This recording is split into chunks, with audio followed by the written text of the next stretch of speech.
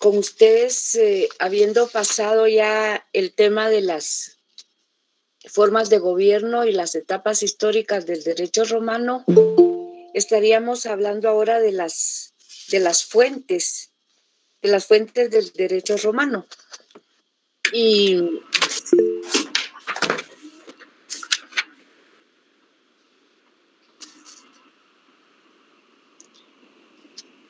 miren, ahí me preguntan por el texto que dónde se puede adquirir, y es con don Eric en la entrada al lado periférico de la universidad. Ahí lo tiene él. Hoy estaríamos hablando de las fuentes del derecho.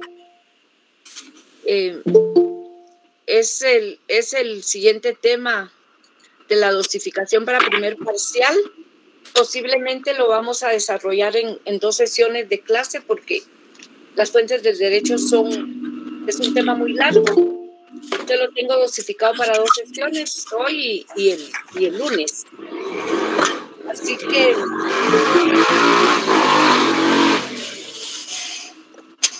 Marvin, tu micrófono. Entonces, al hablar de fuente de manera coloquial, sabemos que es el origen, el lugar de donde nace algo. Pero cuando queremos definir ya las fuentes del derecho romano, podríamos como definición decir que son aquellas instituciones, formas de tomar decisiones o son cuerpos normativos que dieron lugar a lo que conocemos hoy como derecho romano. Entonces, esa sería la definición de fuentes del derecho romano. Son aquellas instituciones, formas de tomar decisiones o cuerpos normativos que dieron origen a lo que conocemos como derecho romano. Ahora, el concepto de derecho fue muy difícil de definir dentro de la concepción occidental. Al derecho se le ha dado diferentes definiciones. Van desde la conducta justa del que sigue el camino recto hasta aquellas definiciones formalistas que nos dicen que es el conjunto de normas imperoatributivas que regulan las relaciones sociales de los seres humanos en sociedad, como la definición de derecho que ustedes se les da en su clase de introducción al derecho. Pero los romanos al principio no conocieron la palabra derecho como tal, sino que el equivalente para los romanos era la palabra jus.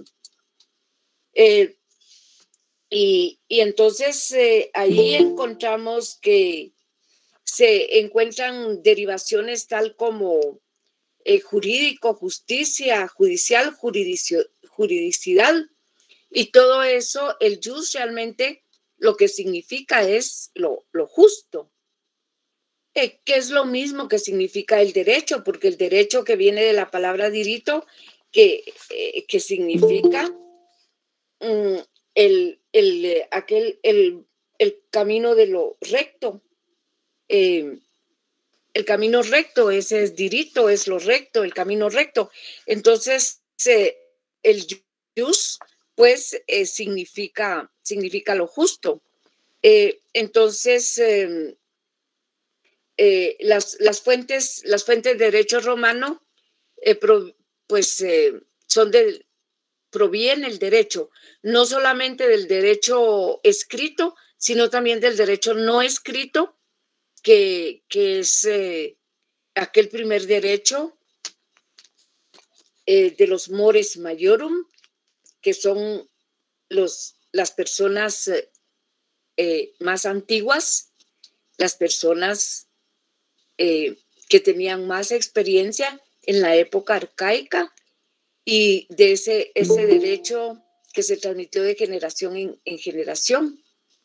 Entonces, ese es el jus. Y las fuentes del derecho pues nacen de ese derecho no escrito y del derecho también escrito.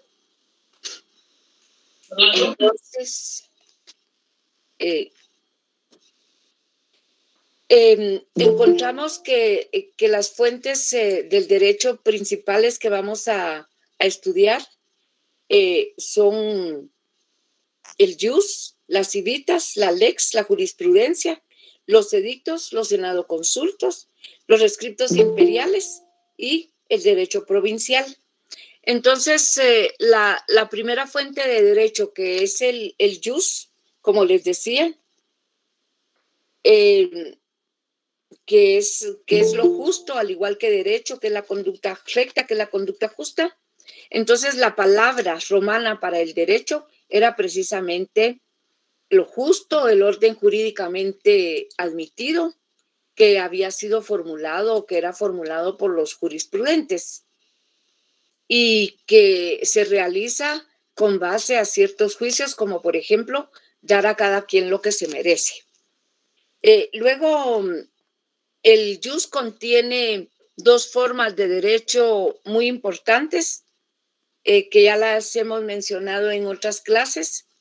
Y entonces tenemos el jus civile, que era un ordenamiento jurídico legal aplicable a los ciudadanos romanos, mientras que tenemos el jus gentium, que es el derecho de gentes, que era el derecho que se aplicaba a quienes eran extranjeros y a quienes no tenían la ciudadanía romana.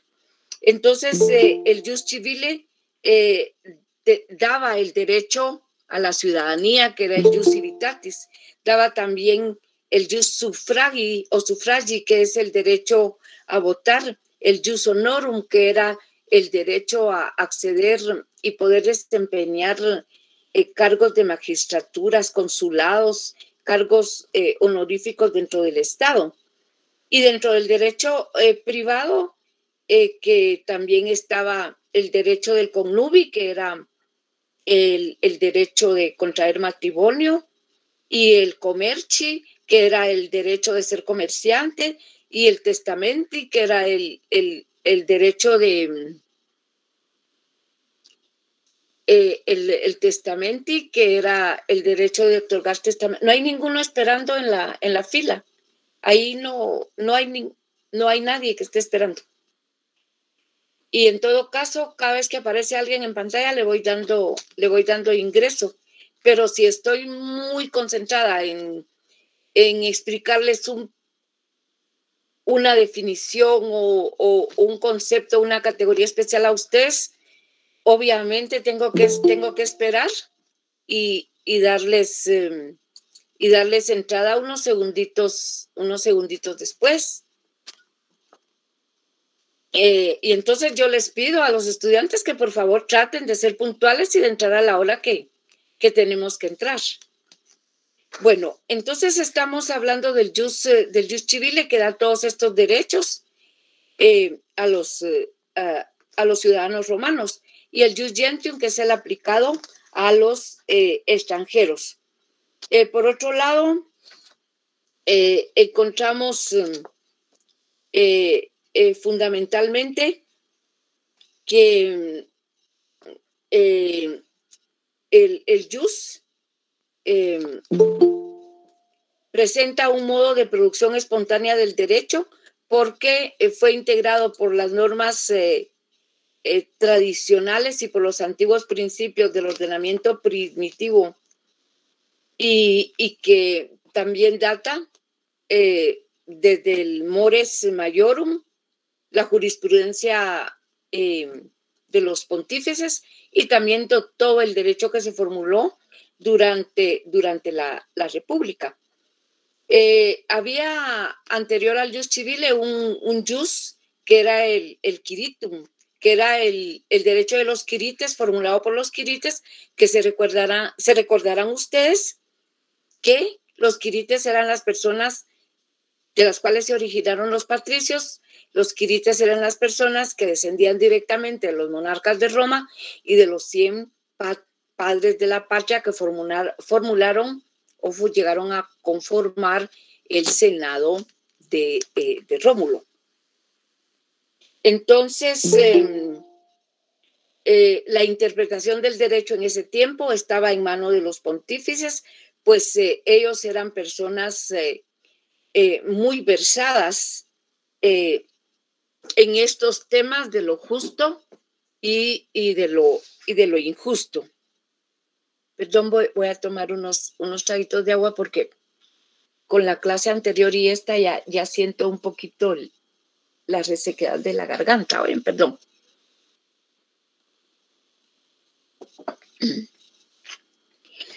Entonces, estamos hablando de ese antecedente del jus civili o del derecho civil, que era el derecho de los quirites o el jus quiritum.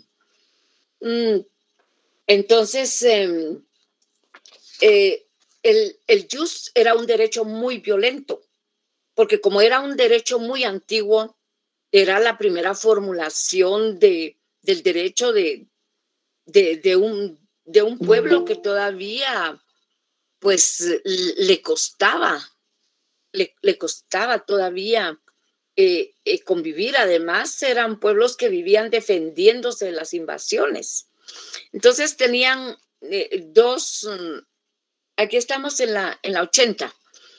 Tenían dos acciones importantes: la vindicatio, que consideraba que si alguien no pagaba una deuda, entonces la persona acreedora a quien se le debía iba y tomaba bienes del que le debía y se hacía pago por su mano.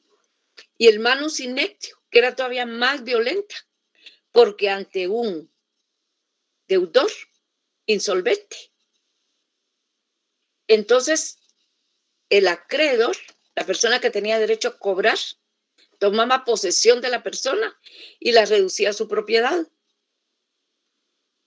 Como ven, el derecho, la primera fuente del derecho, que es el jus, era un derecho muy violento. Después aparece la ciudad.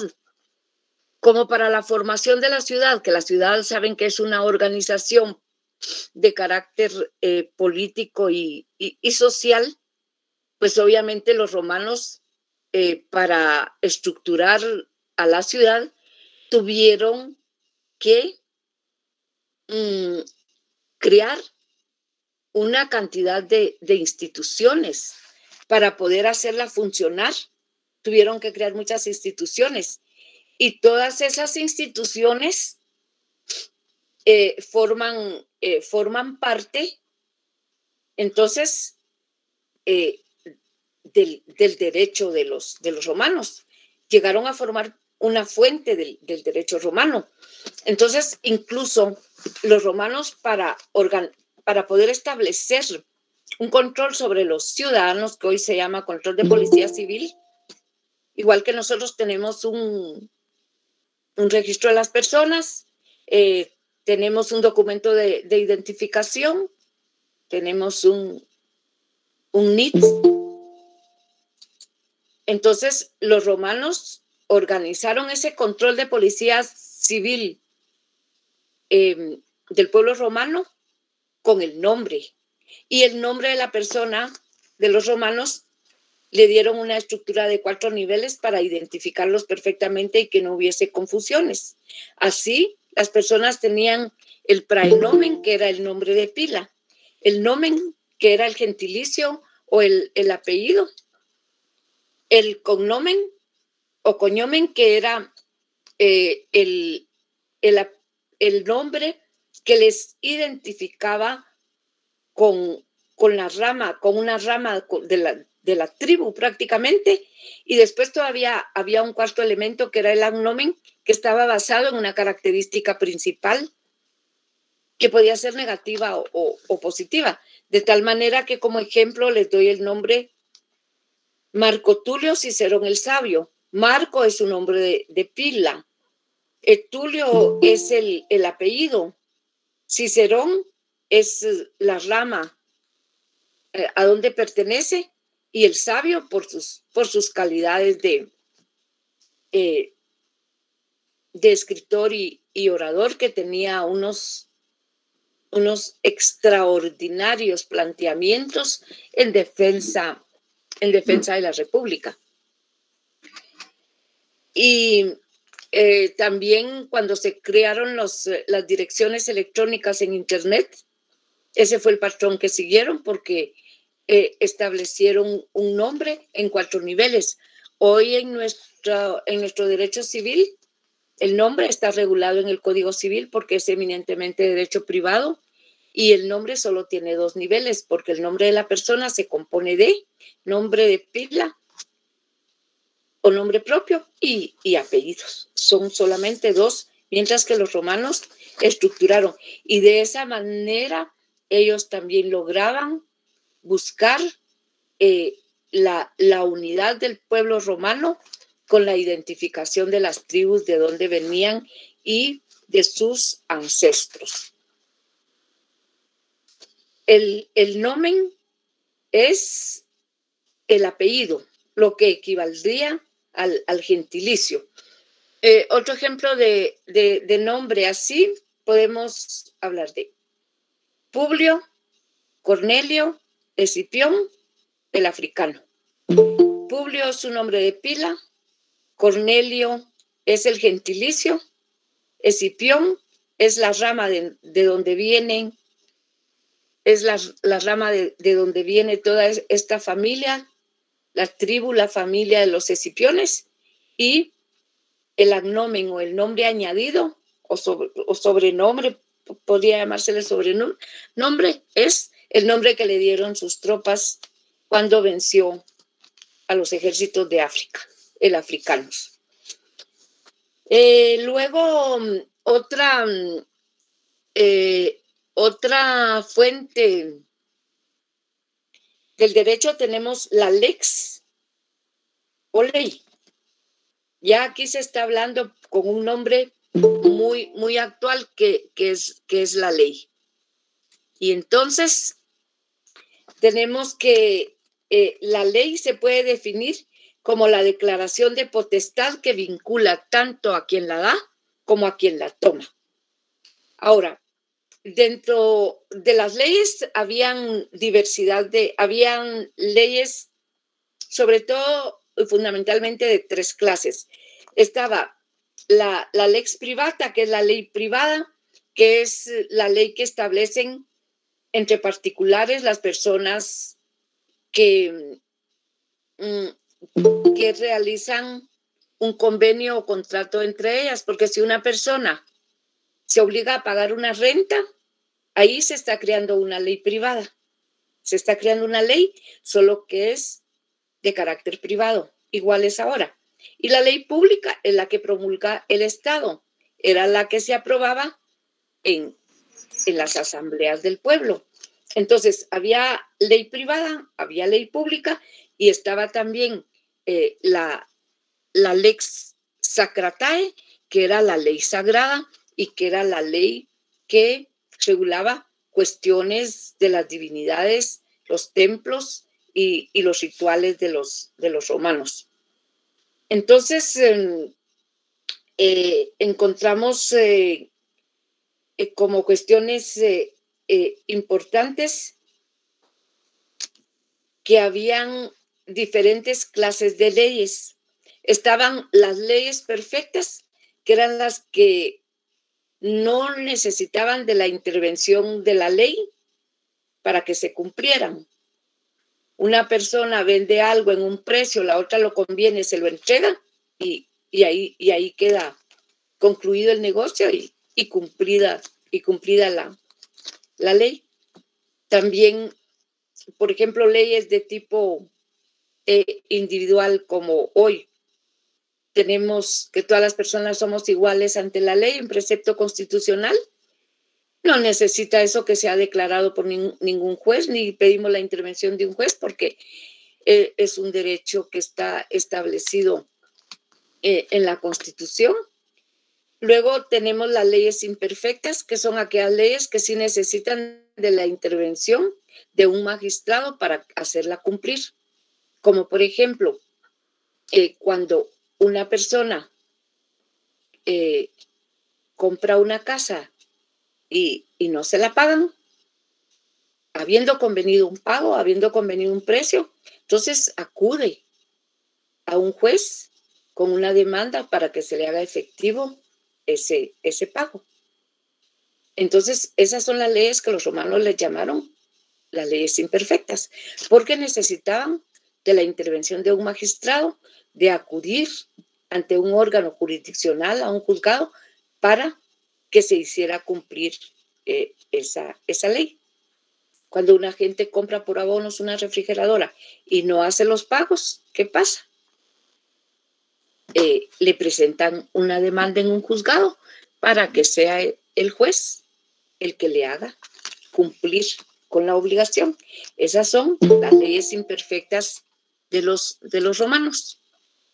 Luego, las leyes menos que perfectas, que eran aquellas que aparejaban también un castigo o una sanción para quien infringía el derecho, infringía la ley, como por ejemplo hoy tenemos los delitos que si se infringe determinada disposición legal, llevan aparejada una pena. Luego encontramos que las leyes eran redactadas de una manera que el patrón lo seguimos igual, porque tiene una parte que se llama praescriptio, que es la parte introductoria, la cual establece las razones por las cuales se está dictando una ley. Hoy le llamamos considerando que se ha determinado que el contagio del virus del COVID-19 es fuerte y letal. Nos vemos en la necesidad de promulgar una ley para protección de la ciudadanía. Y entonces ahí viene todo el tema del uso de mascarillas, de la vacuna, las de primera dosis, las de segunda dosis, por ejemplo. Los lugares, quienes están obligados a proporcionar colaboración en ese sentido. Entonces, eso es lo que se llama la praescriptio, es solo las razones. Luego viene la rogatio, que es el cuerpo de la ley, ya son las disposiciones legales. Y la sanctio, que también era la sanción de la ley, porque la ley no se daba por promulgada, sino se declaraba previamente que no iba a afectar y violar los derechos del pueblo romano. Es la sanción de la ley. Todo está correcto, se promulga la ley. Esas eran las partes de la ley. La praescriptio, que era la introducción, la rogatio, que es el cuerpo de la ley, las mismas disposiciones, y la sanctio, que era la declaración de que no se estaban violando los derechos del pueblo romano. Una ley importantísima que hubo en Roma y que la vamos a estar señalando es la ley de las 12 tablas, porque debe de considerarse como la primera fuente del jus civile. Las 12 tablas se establecieron por primera vez una constitución bastante estable para el pueblo romano. Proporcionaron un conjunto de leyes escritas cuando solo había derecho no escrito. Y entonces también lograron abrogar algunas leyes que ya no estaban acordes a los tiempos. Así que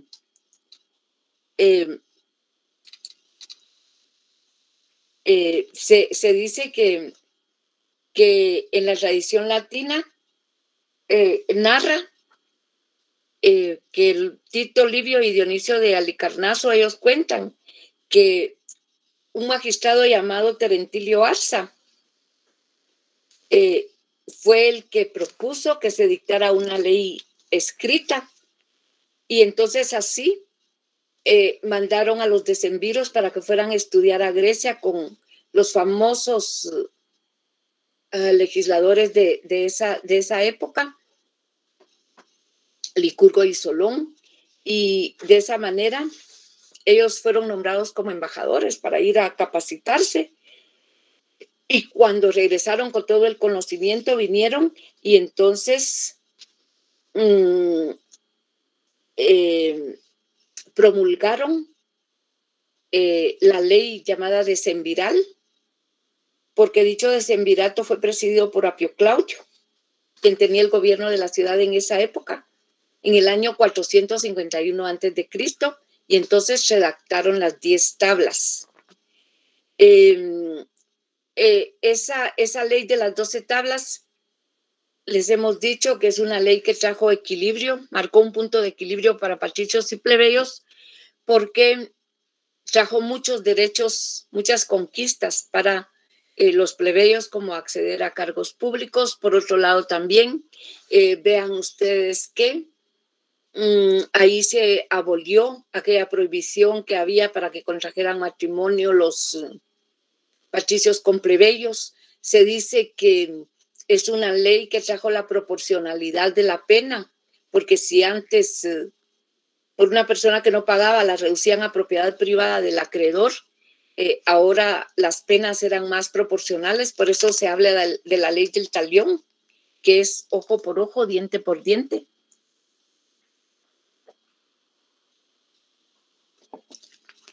Y también al principio fueron, por favor, Luis Francisco. Eso estaba hablando en la etapa arcaica, ¿verdad? Donde salen las 12 tablas. Sí, ahí aparecen las 12 tablas, porque ya para entonces tenían derecho, ya tenían la escritura, porque los romanos habían descubierto o tomado el alfabeto calcidio y lo perfeccionaron, y entonces crearon un nuevo alfabeto, que es el alfabeto latino. El alfabeto latino que hicieron los romanos. Sí, y también es donde es que se basa con mores o morium, tradición práctica de los antepasados. Es prácticamente lo de las 12 tablas, ¿verdad? Que ahí nace. No. Los mores maiorum eran las leyes de los antepasados, pero era el derecho no escrito, que fue recogido en forma escrita después en la ley de las 12 tablas. Entonces recogió el derecho consuetudinario y reglamentó el derecho público, el derecho privado. Entonces era como una especie de constitución, era un derecho muy bien formulado. Según las investigaciones, no fue nunca derogada la ley de las 12 tablas, entonces debió de ser una ley tan perfecta, tan atemporal, que pudo vivir en todo ese devenir que tuvo el pueblo de Roma. También se habla en relación a la ley de las 12 tablas, que solamente eran 10, pero posteriormente se redactaron 2 tablas más que vinieron a debilitar los derechos conquistados por los plebeyos, y los decemviros que habían hecho esas 2 tablas más fueron depuestos por una sublevación que tuvo el pueblo romano cuando se dieron cuenta de lo que estaban haciendo, que era derogarles y limitarles los derechos que les había costado tanto adquirir. Entonces a esas 2 tablas se les llama las tablas inicuas, y son tablas que no se mencionan mucho, porque en el contenido jurídico fundamental que tenía la ley de las 12 tablas era en la tabla 1 y 2 toda la organización judicial con los jueces, los magistrados, el procedimiento que se utilizaba para poder resolver los conflictos de los romanos, el desarrollo del juicio, las etapas de cada juicio. La tabla tercera, que se refiere a los juicios o el procedimiento que se debe de llevar ante una persona que no paga, o sea, deudores insolventes. La tabla 4 trata sobre la patria potestad. La tabla 5, la quinta, establece disposiciones relacionadas con la tutela, con el derecho de la herencia, los testamentos.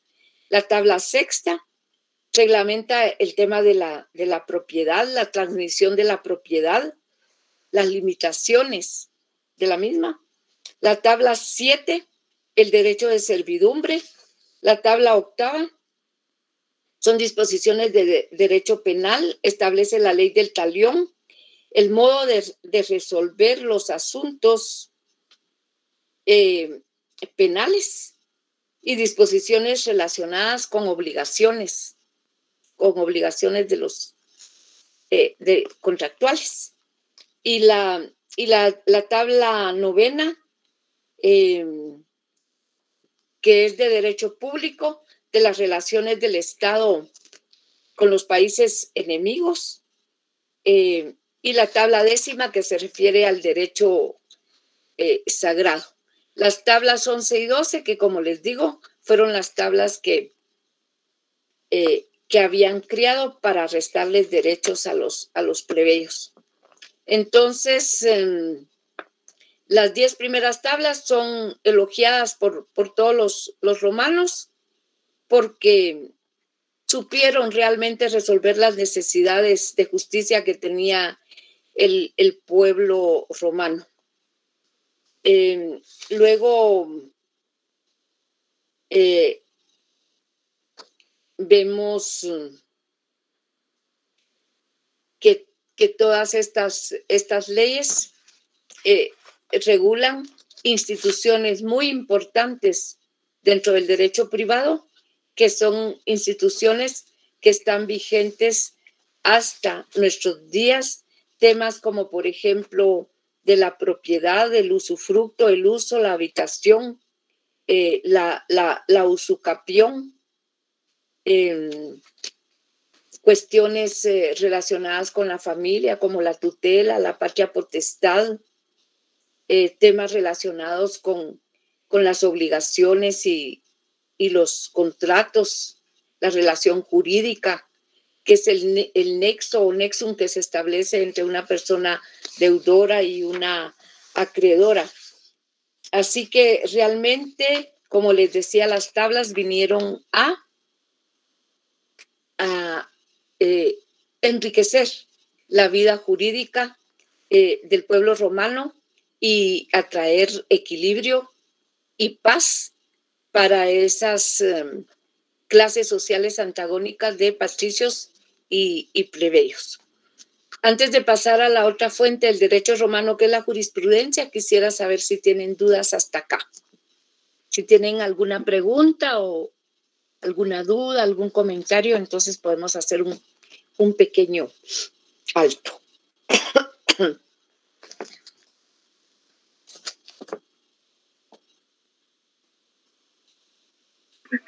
Disculpe, yo me quedé con una duda acerca del usucapio, creo que así dice. Sí, la usucapión es el derecho por medio del cual una persona puede hacerse propietaria o poseedora legítima, mejor dicho, de un bien que ha poseído por más de 10 años en forma pública, constante, sin violencia y continua. Entonces se sigue un juicio y al final el juez dicta un auto que declara que esa persona es legítima poseedora.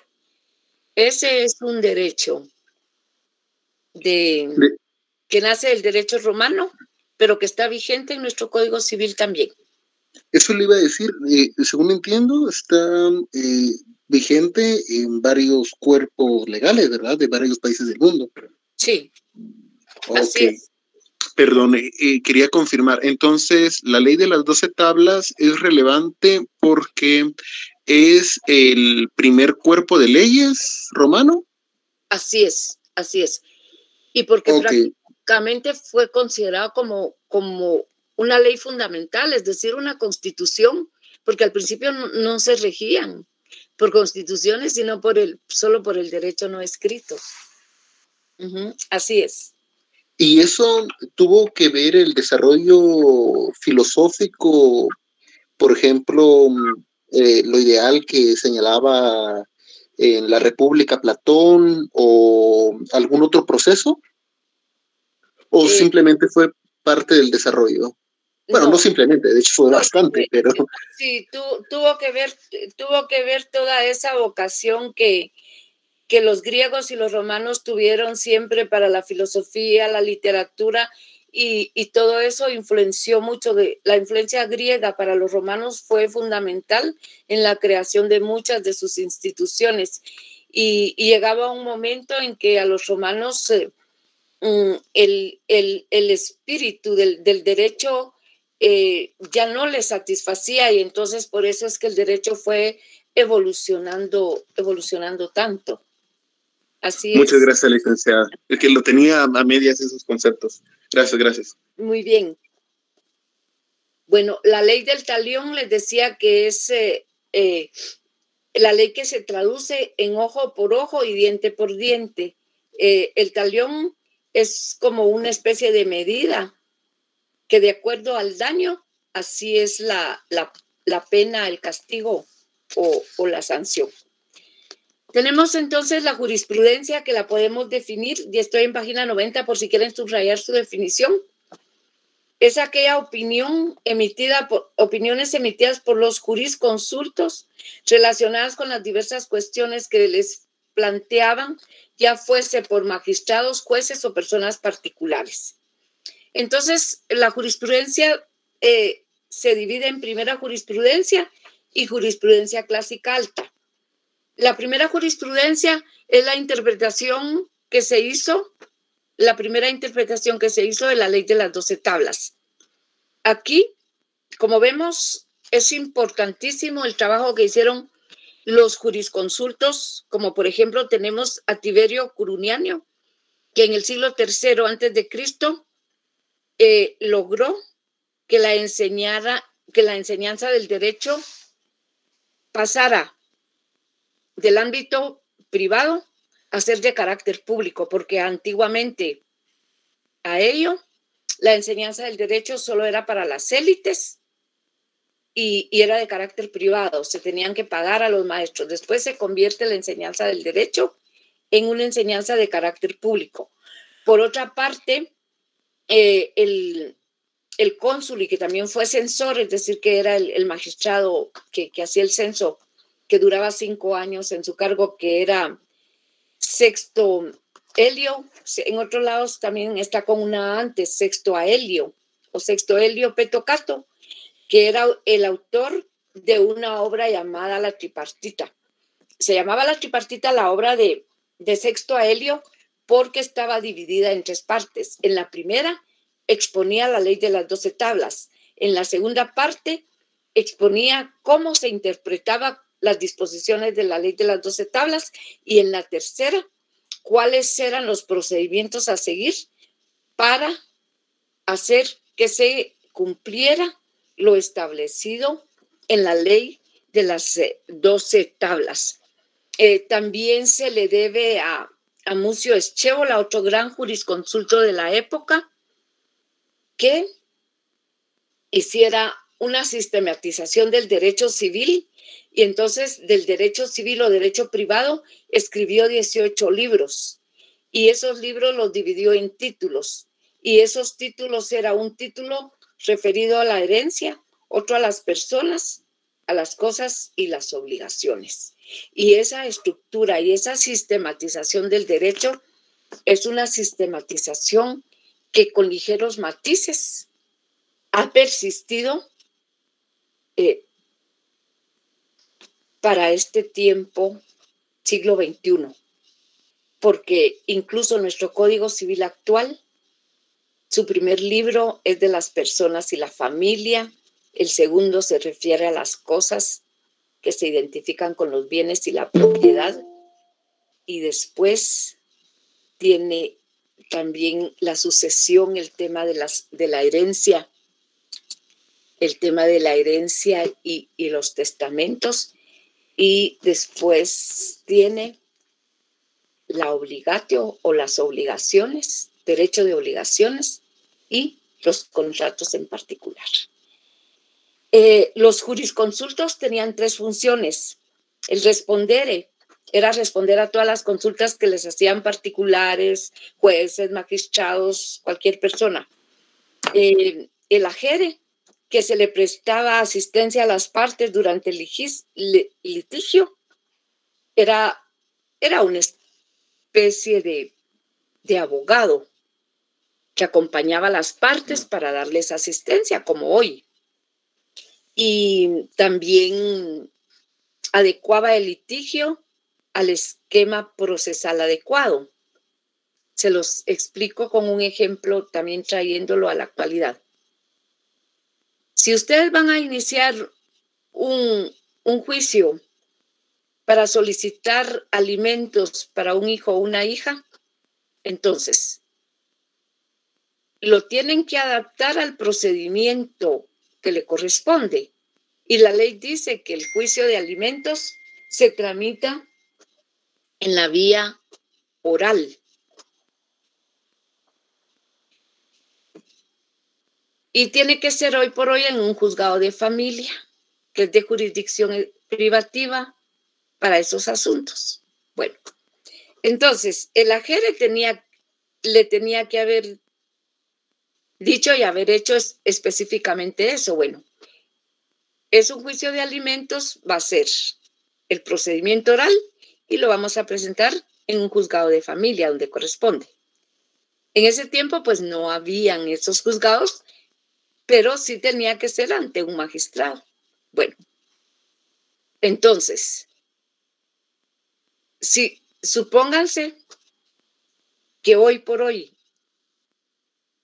ese juicio lo presentan en el procedimiento ordinario, se los van a rechazar porque corresponde a un procedimiento que se llama oral.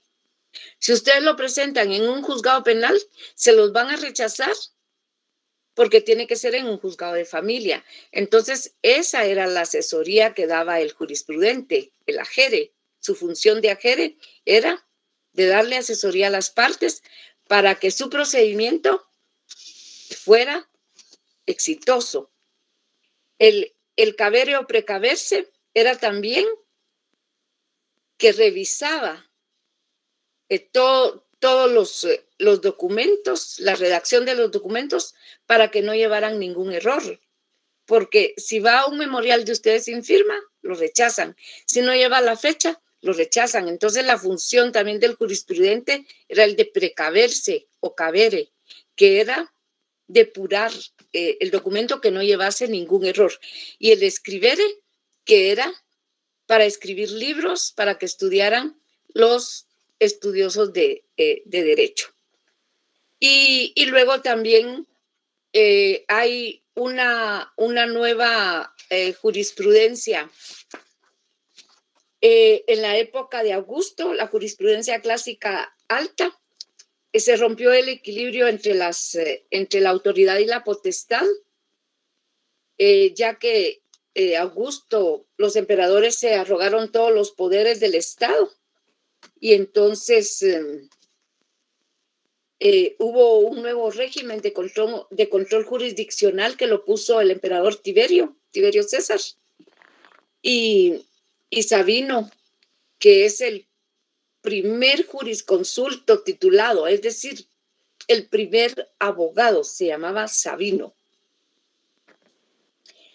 Y la jurisprudencia tuvo su época de esplendor. Vean ustedes cómo la interpretación del derecho tuvo un gran esplendor, el mayor esplendor, en la época del imperio. Y entonces hubo jurisconsultos famosos como Lebelión, Sabino, Proculeio, y de ahí nacieron hasta corrientes jurídicas de pensamiento que se les llama escuelas, escuela sabiniana, la escuela proculeyana. Y entonces es una época importantísima para el desarrollo del derecho, también la época del imperio, y sobre todo porque ahí fue donde se estableció de manera definitiva la terminología jurídica que hoy día utilizamos en las facultades de Derecho. Quisiera saber si tienen alguna pregunta o un comentario, porque estaríamos llegando hasta ahí hoy. Ya no puedo más. Y continuamos el próximo lunes con ustedes para darle tratamiento a las otras fuentes del derecho, que serían los edictos, los senadoconsultos, los rescriptos imperiales y el corpus juris civilis. Con eso, primero Dios, el lunes estaríamos terminando el contenido para nuestro primer examen parcial hoy. Así que el foro es de ustedes.